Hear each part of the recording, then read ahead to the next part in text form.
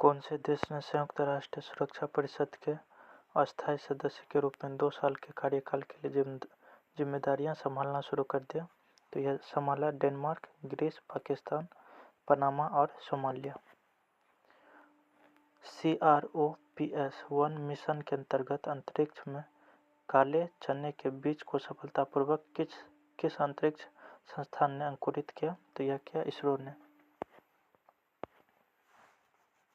इसरो द्वारा उपग्रह SDX-01 और SDX-02 को सफलतापूर्वक डॉक करने के लिए उपयोगी किए गए स्वदेशी रूप से विकसित डॉकिंग सिस्टम का क्या नाम था? तो इसका नाम था भारतीय डॉकिंग सिस्टम। इसरो द्वारा उपग्रह SDX-01 और SDX-02 को सफलतापूर्वक डॉक करने के लिए उपयोग किए गए स्वदेशी रूप से विकसित डॉकिंग सिस्टम का नाम क्या था? तो भारतीय डॉकिंग सिस्टम। भारतीय नौसेना के स्वदेशी रूप से निर्मित विध्वंसक पोत INS मुंबई को भी भाग लेने वाले एक्सरसाइज ला पेरूरो के चौथे संस्करण में कौन सा देश भाग ले रहा? तो यह ले रहा Australia, France, America, UK, Bharat, Indonesia, Malaysia, Singapore और कनाडा।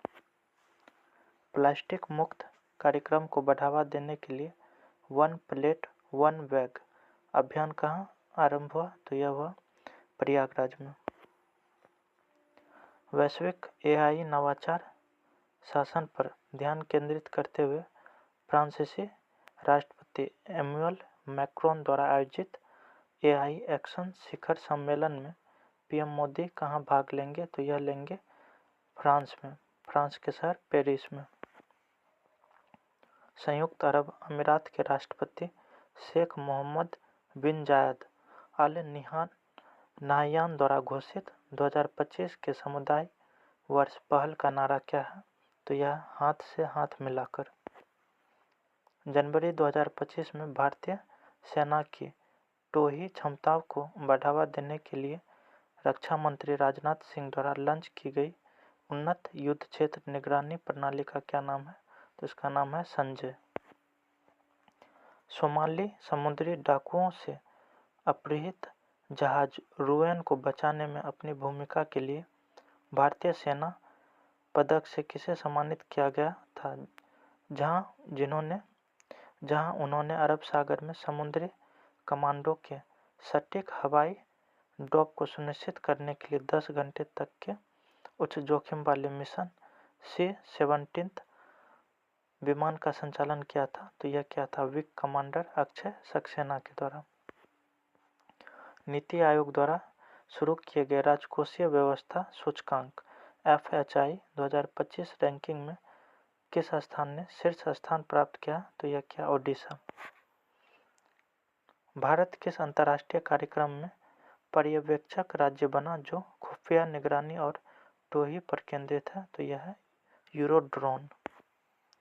पहला अंतर्राष्ट्रीय पश्मीना उत्सव चांगारा पश्मीना को बढ़ावा देने के लिए किस देश में आयोजित किया गया? तो यह किया गया पहला अंतर्राष्ट्रीय पश्मीना उत्सव नेपाल में स्टार्ट किया गया। किस IIT ने बंदरगाहों, जलमार्गों और तटीय इंजीनियरिंग में अनुसंधान को बढ़ावा देने के लिए एशिया के सबसे बड़े शैलो वेब बेसिन का उद्घाटन किया? तो यह क्या? IIT मद्रास। ग्रामीण विकास मंत्रालय ने 10 राज्यों में लगभग 2.8 लाख हेक्टेयर में 700 करोड़ की लागत से 56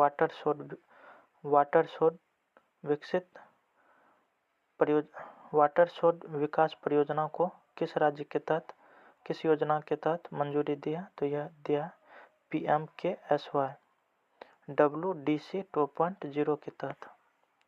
भारतीय खाद्य निगम FCI के अध्यक्ष और प्रबंधक निदेशक CMD के रूप में किसे नियुक्त किया गया? तो यह किया गया आशुतोष अग्निहोत्री को जनवरी 2025 में नियुक्त किया गया। IMD के 185वां स्थापना दिवस के दौरान मिशन मौसम किसने लॉन्च किया? तो यह क्या? नरेंद्र मोदी ने। IMD के 150वें स्थापना दिवस पर। हाल ही में निधन हुए वयोवृद्ध परमाणु वैज्ञानिक राजगोपाला चिदम्बरम के बारे में निम्नलिखित में कौन सा कथन सत्य है? तो उन्होंने 1975 और 1998 में भारत के परमाणु परीक्षणों में एक महत्वपूर्ण भूमिका निभाई। यह कथन सत्य है।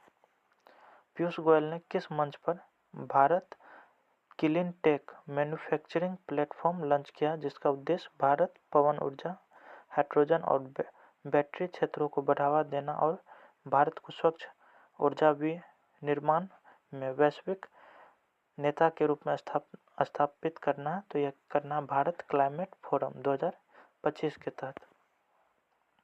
जनवरी 2025 तक सबसे बड़े स्टार्टअप इकोसिस्टम के मामले में भारत के वैश्विक रैंक क्या है? तो यह तृतीय स्थान है। जनवरी 2025 तक सबसे बड़े स्टार्टअप इकोसिस्टम के मामले में भारत की वैश्विक रैंक क्या है? तृतीय। दावोस में विश्व आर्थिक मंच पर किस राज्य ने 38,750 करोड़ के समझौते ज्ञापन पर हस्ताक्षर किए? तो यह किया महाराष्ट्र ने। प्रधानमंत्री नरेंद्र मोदी ने भारत मोबिलिटी ग्लोबल एक्सपो 2025 का उद्घाटन कहाँ किया? यह किया नई दिल्ली में। अंतर्राष्ट्रीय सीमा शुल्क दिवस 2025 का विषय क्या है? तो अंतर्राष्ट्रीय सीमा शुल्क दिवस 2025 का थीम है सीमा शुल्क विभाग दक्षता, सुरक्षा और समृद्धि के प्रति अपनी प्रतिबद्धता पर खरा उतरा रहा। किसने wide band spectrum sensor ACIC chip के विकास के लिए centre for development of telematics CDOT के साथ समझौता ज्ञापन पर हस्ताक्षर किए हैं? तो यह किया भारतीय प्रौद्योगिकी संस्थान IIT मंडी और IIT जम्मू ने। दावोस में आयोजित विश्व आर्थिक मंच WEF की 55वीं वार्षिक बैठक का थीम क्या था? तो यह था बुद्धिमान युग के लिए सहयोग करना। एशिया के सबसे बड़े एरो शो एरो इंडिया 2025 के 15वें संस्करण का विषय क्या है? तो एशिया के सबसे बड़े एरो शो एरो इंडिया 2025 का थीम है the runway to a billion opportunities. कौन सा बैंक हर घर लखपति RD योजना प्रदान किया है, जो लचीली अवधि के साथ 1 लाख रुपए या इसके गुणकों को जमा करने में मदद करता है? तो यह करता भारतीय स्टेट बैंक। किस मिशन के तहत मेती वाई अर्धचालक कौशल विकास के लिए IIT के साथ सहयोग कर रहा? तो यह कर रहा इंडिया सेमीकंडक्टर मिशन के तहत। ग्रामीण भारत महोत्सव 2025 का थीम क्या है या विषय क्या है? तो विकसित भारत 2047 के लिए एक लचीले ग्रामीण विकास का निर्माण। भारत द्वारा हाल ही में यूरोपीय संघ के साथ आर्थिक संबंधों को बढ़ावा देने के लिए उल्लेखित प्रमुख सिद्धांतों में से एक क्या है? तो यह है लचीली आपूर्ति श्रृंखलाओं का विकास और महत्वपूर्ण कच्चे माल को सुरक्षित करना। केंद्रीय गृह मंत्री अमित शाह के द्वारा भारतीय एजेंसियों को इंटरपोल के नेटवर्क में जोड़ने के लिए किस पोर्टल का उद्घाटन किया गया? तो भारत पोर्टल का शुभारंभ किया गया गृह मंत्री अमित शाह के द्वारा और इंटरपोल के नेटवर्क से जोड़ेगा।